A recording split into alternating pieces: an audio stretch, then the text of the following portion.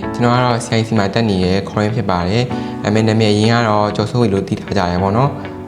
ကျွန်တော်ကတော့ဒီ standby intake ကနေပြီးတော့ဒီဘက်ကိုတက်ဖြစ်တာပါဟုတ်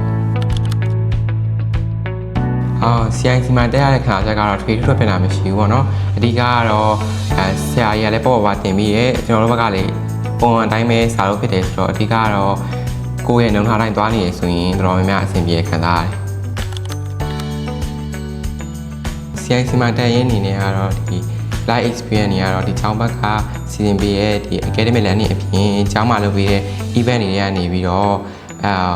ဒီ teamwork skill နဲ့ communication skill ကိုတော့ရရှိခဲ့ခံစား